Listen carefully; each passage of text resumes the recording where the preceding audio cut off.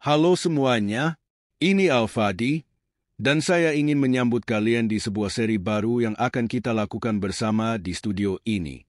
Bersama saya di sini adalah saudara kita yang terkasih, Sam Shamoun, dan seri ini dirancang untuk menunjukkan keunggulan Yesus, percaya atau tidak, dari Al-Quran itu sendiri. Faktanya, kami menamai seri ini seperti yang bisa kalian lihat, 7 karakteristik Yesus dalam Al-Quran yang membuatnya lebih unggul dari Muhammad.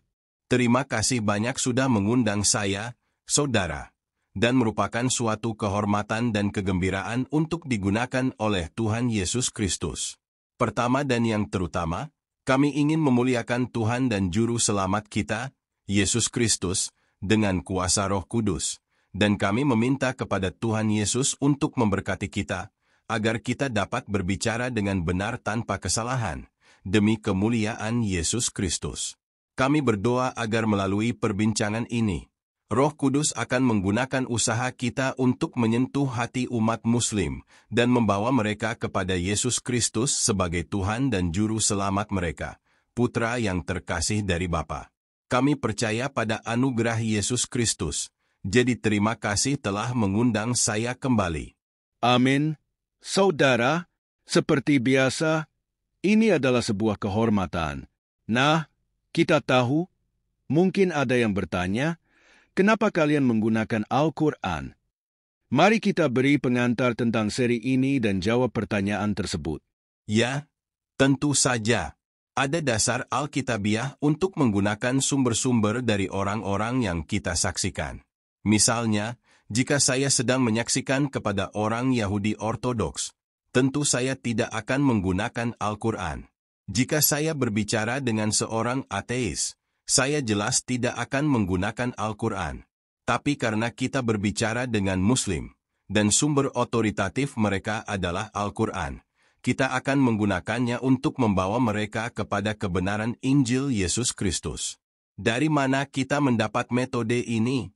Dari contoh para nabi yang diilhami oleh Tuhan, Yesus, dan para rasulnya. Sebagai contoh, dalam Kisah Para Rasul 17 ayat 28, Rasul Paulus, yang dipenuhi oleh Roh Kudus, berkhotbah kepada orang Athena, orang Yunani, Stoik, dan Epikurean yang tidak percaya pada perjanjian lama. Apa yang dia lakukan? Dia mengutip sumber-sumber mereka. Dalam Kisah Para Rasul 17 ayat 28, dia berkata, sebab di dalam dia kita hidup, kita bergerak, kita ada, yang sebenarnya adalah kutipan dari para penyair Yunani mereka sendiri. Betul sekali. Jadi, Sam, bisa kamu berikan gambaran singkat mengenai karakteristik-karakteristik yang akan kita bahas, yang menunjukkan keunggulan Yesus menurut Al-Quran? Tentu saja, saudara. Ada 7 karakteristik yang akan kita bahas. Semua ini berdasarkan Al-Quran. Perhatikan bahwa kita menggunakan Al-Quran untuk mengkonfirmasi poin-poin ini. Tetapi itu tidak berarti kita percaya Yesus dalam Al-Quran adalah Yesus yang sebenarnya dari Perjanjian Baru. Namun, karena Muslim percaya ini adalah Yesus, kita akan menggunakan keyakinan mereka untuk membawa mereka kepada Yesus yang sebenarnya, yang diungkapkan dalam satu-satunya kitab suci yang diilhami, yaitu Alkitab. Ini dia 7 karakteristik tersebut. 1. Keluarga maternal Yesus. Menurut Al-Quran, ibu Yesus, Maria, dan keluarganya dipilih di atas semua makhluk. Sementara keluarga Muhammad adalah penyembah berhala yang mati dalam penyembahan berhala.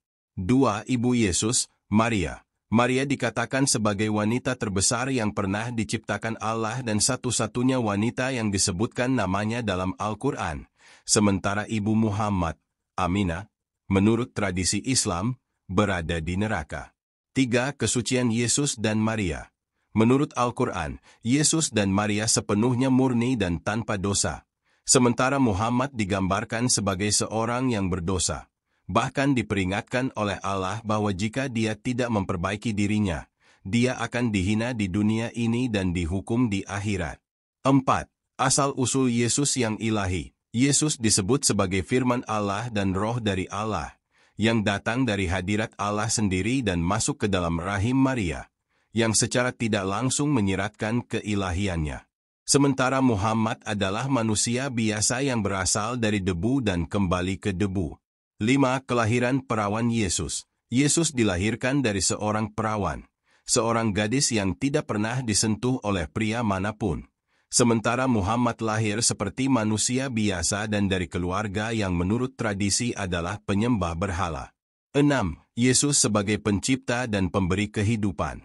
Menurut Al-Quran, Yesus menciptakan dan memberikan kehidupan, seperti saat Dia menghidupkan burung dari tanah liat dan menghidupkan orang mati. Sementara itu, Muhammad tidak bisa melakukan satupun mukjizat menurut Al-Quran. 7. Kenaikan Yesus. Al-Quran mengatakan Yesus diangkat ke Allah dan akan kembali pada akhir zaman, sedangkan Muhammad meninggal dan dikuburkan, dan mengalami kematian yang sangat menyakitkan dan memalukan. Terima kasih, Sam. Ini benar-benar menarik. Jadi, untuk episode berikutnya, kita akan mulai dengan karakteristik pertama, yaitu keluarga maternal Yesus, dan kita akan mengambil waktu yang cukup untuk menjelaskan setiap karakteristik ini secara mendetail. Harapan kami adalah kalian dapat menggunakan informasi ini ketika berinteraksi dengan Muslim, untuk menunjukkan keunggulan Yesus dibandingkan Muhammad, bahkan dari perspektif Al-Quran sendiri. Benar sekali. Kami tidak percaya pada Yesus versi Al-Quran, tetapi kami menggunakan Al-Quran karena Muslim menganggapnya sebagai kebenaran. Tujuannya adalah untuk membawa mereka kepada Yesus yang sejati, Maria yang sejati, Tuhan yang sejati, dan Injil yang sejati. Kami berdoa agar melalui kuasa Roh Kudus, kita bisa menyampaikan ini dengan jelas, karena kita ingin melihat umat Muslim diselamatkan dan orang-orang Kristen dikuatkan demi kemuliaan Yesus Kristus. Terima kasih lagi, Sam, dan kepada para penonton. Jangan lupa untuk subscribe ke channel kami. Klik lonceng notifikasi agar kalian selalu mendapatkan pemberitahuan ketika kami merilis video baru. Jika kalian merasa video ini bermanfaat, mohon klik like dan pertimbangkan untuk mendukung kami melalui Patreon agar kami bisa terus membuat konten berkualitas seperti ini. Terima kasih, dan semoga Tuhan memberkati kalian.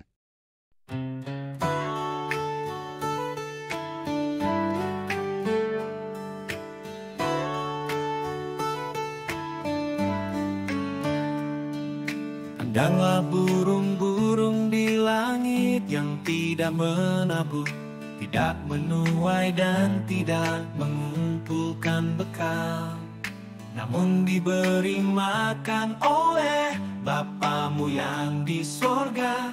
Bukankah kamu jauh melebihi burung-burung itu?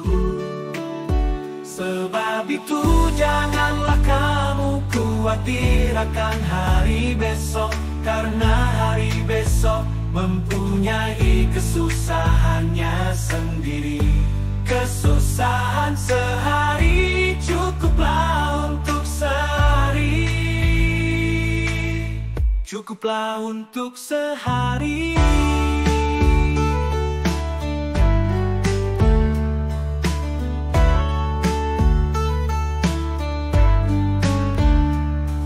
Perhatikanlah bunga bakung di ladang yang tumbuh tanpa bekerja dan tanpa meminta.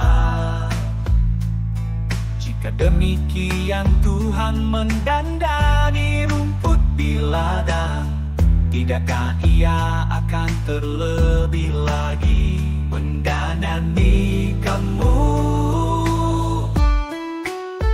Sebab itu janganlah kamu khawatir akan hari besok, karena hari besok mempunyai kesusahannya sendiri. Kesusahan sehari cukuplah untuk sehari. Cukuplah untuk sehari.